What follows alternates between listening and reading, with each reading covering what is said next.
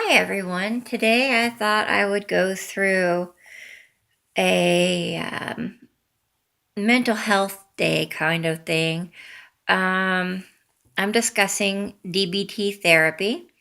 It was originally brought about by Marsha M. Linehan, sorry. And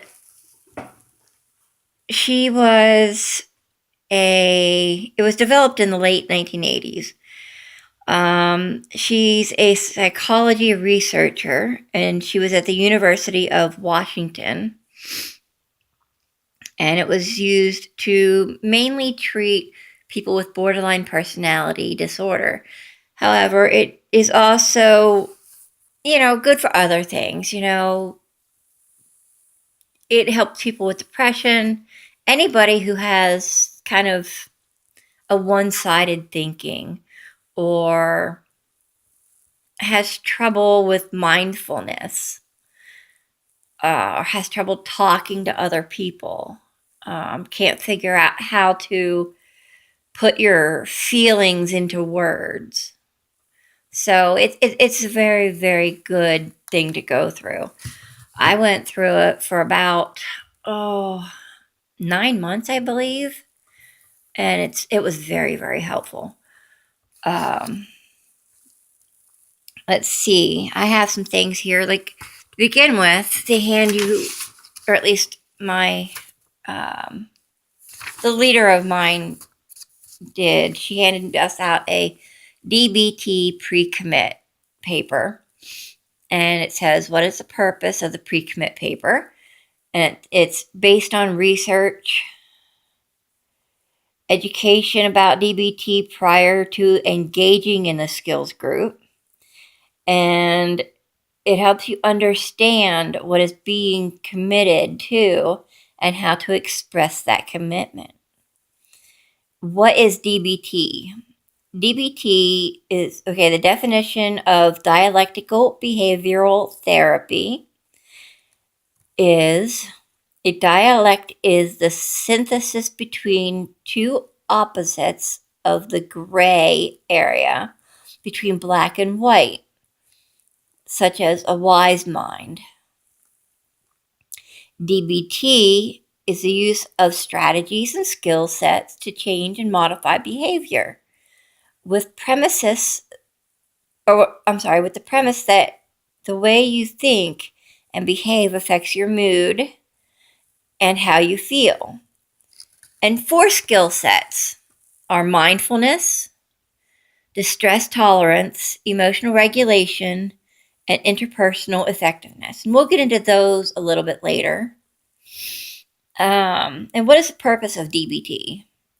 To learn skill sets to empower you to be as effective as you can be in your life.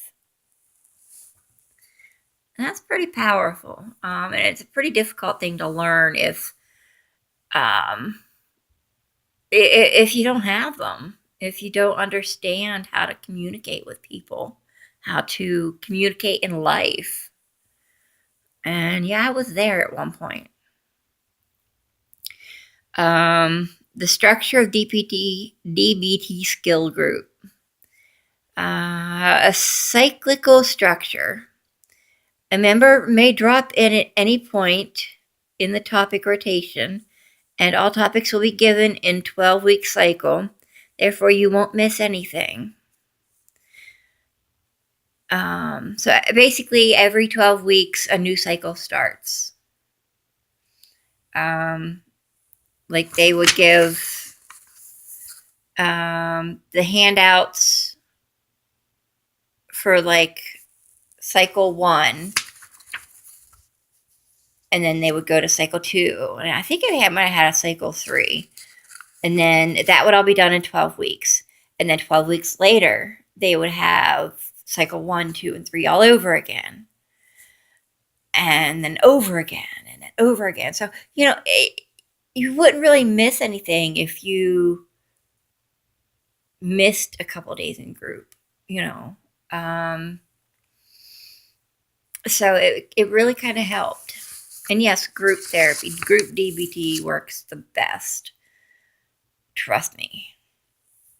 definitely works the best because you get to see and work with other people on this. And that's the whole point, really, is to work with other people, get to see how other people deal with this, and they help you through it as much as you help them through it. A mindfulness exercise is done at the beginning of every group, and that was very important. Very important. And it helped me a lot. Next homework assigned in the previous group is reviewed. Then a new topic is presented, and finally homework is assigned, typically to practice the topic that has been just presented.